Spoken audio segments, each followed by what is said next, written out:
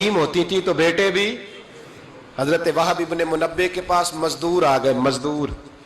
हम सारे बड़े परेशान, और जब जाके अम्मा को दुख सुनाते अम्मा थोड़ी और रो पड़ती है, हालात और ख़राब हो जाते, ज़्यादा ख़राब हो जाते। हजरत सैयदना वहाब इब्ने मुनब्बे मजदूर आके कहने लगे हमारी भी कोई ज़िंदगी है, हमें ये पहाड़ काटने पड़ते हैं। तो फरमाने लगे आओ तुम्हें बनी इसराइल की बात ना सुनाऊं, तुम्हारा हौसला बढ़ जाएगा। का सुनाइए। कहने लगे बनी इसराइल की एक माँ के 7 बेटे थे।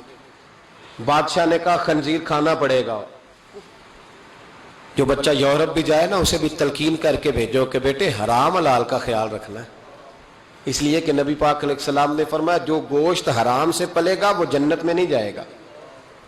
तो किसी का दिल करता है उसका बेटा जहन्नम में जाए। कहा खंजीर खाना है, खंजीर। यहां लोग मसला पूछते हैं फोन करके कि साहब मजबूरी है, अब हमने यहाँ यूरोप में आके स्टोर बनाया तो शराब तो रखनी पड़ेगी। तो मैं कहता हूँ वापस आ जाओ, अचार से रोटी खाना। शराब बेचने की मजबूरी में भी इजाजत नहीं, मजबूरी में भी शराब का धंधा करने की इजाजत। आ जाओ अचार डाल लो। मेरी अम्मा तो कहा करती थी कि गर्मियों में अचार डाल लो और बड़ोले में गंदम डाल लो, फिर खैर सल्ला सारे साल की। तो आओ अचार डालो, गंदम डालो, गुजारा सही होगा, कोई अर्ज नहीं। लेकिन शराब बेचने की मजबूरी में भी इजाजत।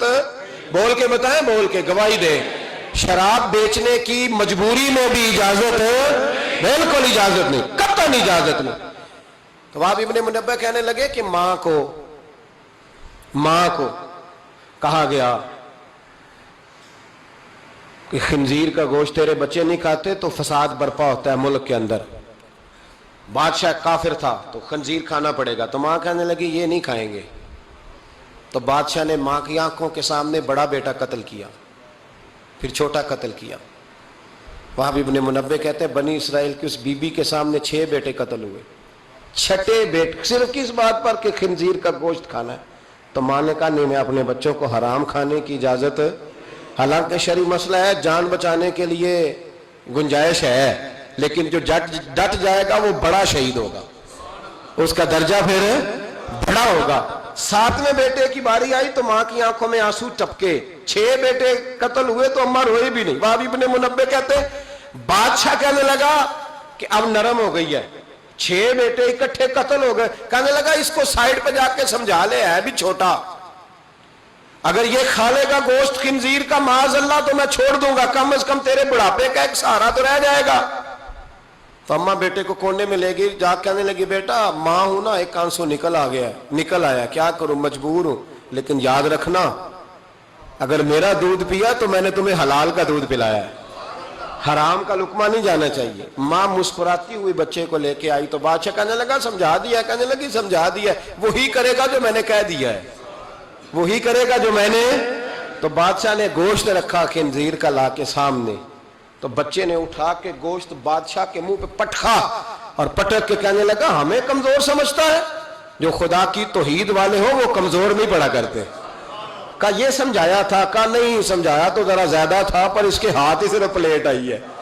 समझाया तो जरा ज्यादा था पर सिर्फ जो चीज हथे आनी थी वही मारनी थी ना, तलवार इसके कब्जे में थी नहीं, वरना तेरी गर्दन उतार देता।